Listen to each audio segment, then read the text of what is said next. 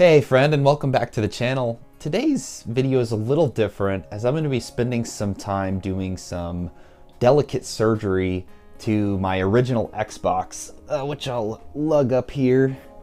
This giant brick of a machine. So fun. I've been playing a lot of Xbox lately and just been having a blast, but been needing to get the battery capacitor out of this thing.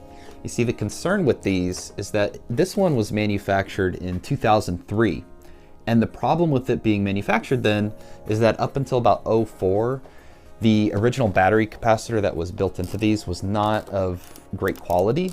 And so what happens with the original Xboxes is that the battery capacitor fails, and then it will leak onto the motherboard and will destroy the console and take all of my childhood memories with it, and want to avoid that. And this just started appearing because I noticed that the last time I hopped on my Xbox, it asked me to input the time and date again, which it hadn't done prior. So that means I think that the capacitor finally failed and it was time to go. So I'm gonna take that out. But while doing it, one thing that was really interesting to me was retro gaming has always had an interesting place in my heart, especially over the last decade, because for many years, I was deep in this world of trophy hunting, and trophy hunting was something that drove all of the decision making around what games I would play, how I would play them, how I would interact with the worlds and the games and such. And so I wanted to, as I'm kind of going into this world of restoring a retro console which didn't have trophies, didn't have achievements, kind of go into where I'm at these days and kind of reflect on why I've almost retired from this whole trophy hunting world. And so what I've also gained by letting go of that. And so join me along for the journey. I'm gonna switch the camera over here and then we will start taking apart this Xbox. And I just wanna say, I'm not a tech. I can do the repair, but don't trust me to give you proper guidance on how to fix this. You just need a couple of simple tools though, really I think a T-style screwdriver, hex or something, and then maybe a pair of pliers. I might also do some thermal paste replacement while I'm in there, we'll see. So what I wanted to express was I used to be a trophy hunter, hardcore. And during the Xbox 360 and PS3 era, which were my core gaming years, I discovered this magical thing called achievements and trophies, and truly fell in love with them like so many. And it was the concept I was in love with, not the games or the stories, but that little ding and that shiny badge that said, hey, you did a thing. And I think the first game I really took this seriously in was Infamous. That game for me knocked it out of the park, and it was one of those early titles that had these trophies. And so I was totally hooked on the concept of collecting them all, seeing and doing everything I could do in the game, at least as far as the developers thought.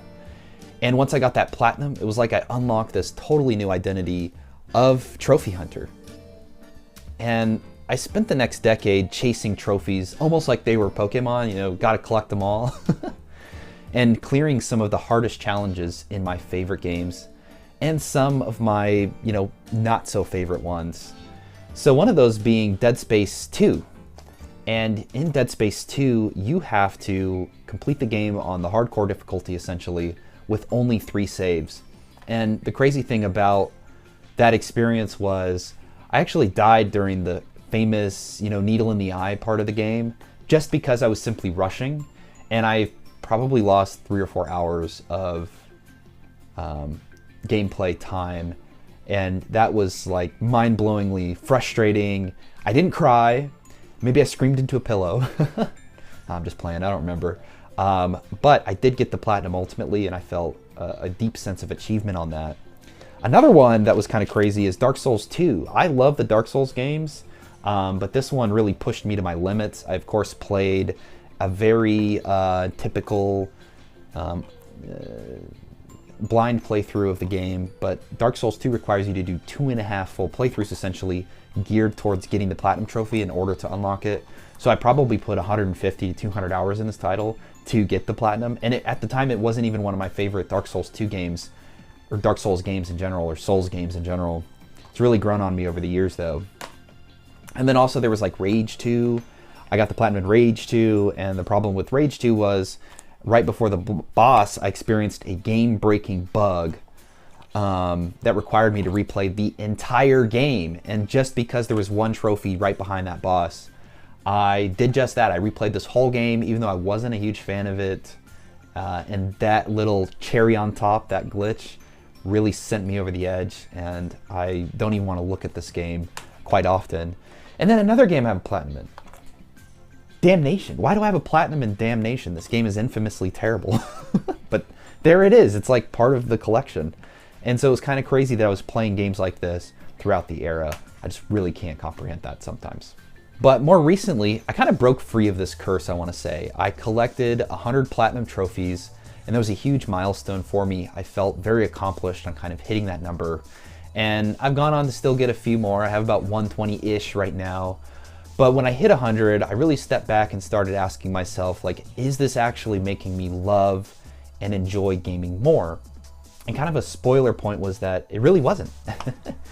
And so here's what I realized, is that there were kind of 5 huge aspects of trophy hunting that had impacted my enjoyment of gaming overall.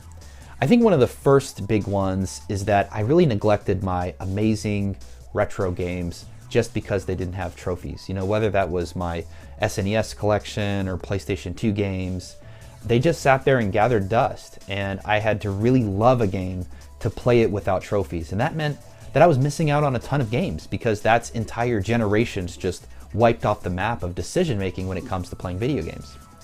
And not only that, but I began replaying games.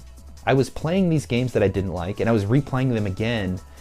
And that was starting to make gaming feel like just such a job, like a checklist. I go on places like PlayStationTrophies.org, how long to beat. I look up how long it's going to take to beat the game, how difficult the trophy list is going to be. I do research on how exactly to get the trophies and so on and so forth. And so there wasn't a lot of joy in it. And I spent so many years playing games like this, and I was grinding it out for these arbitrary digital badges instead of just having fun with the video games. And so that was kind of disappointing retrospectively when I look back on it, and I wish I had done it a little differently. And another big aspect was I started to follow guides religiously because of that. So many games have these 100% collectibles lists, missable trophies, optimal paths you need to take to unlock certain things.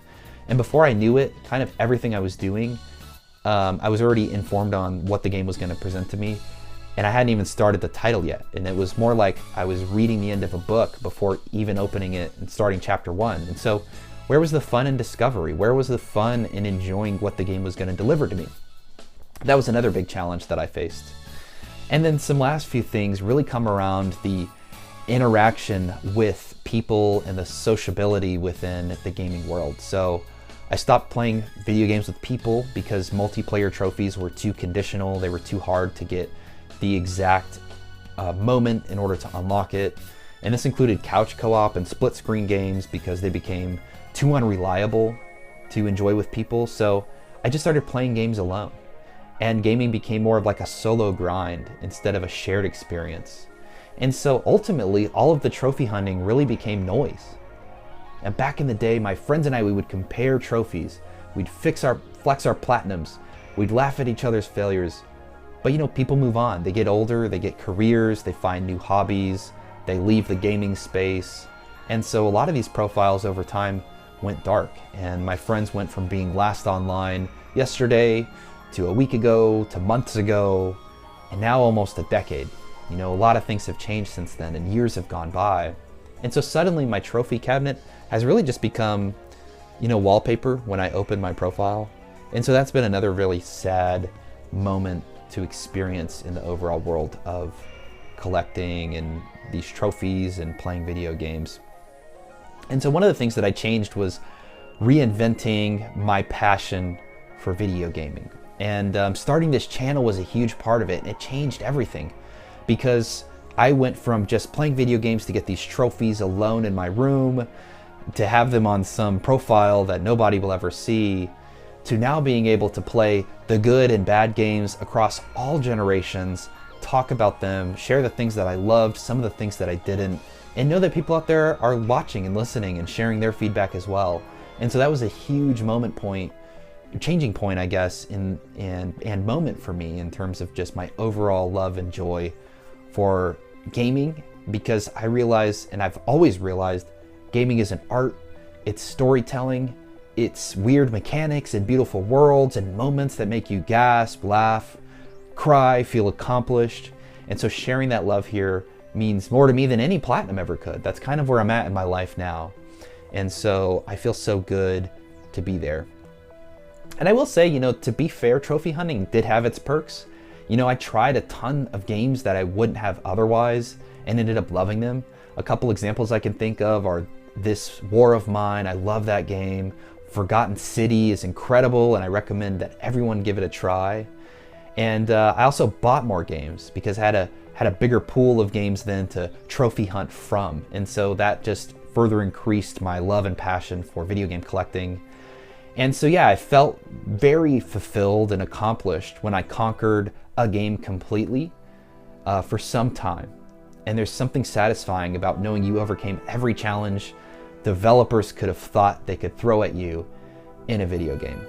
But really nowadays, I would just call it being retired.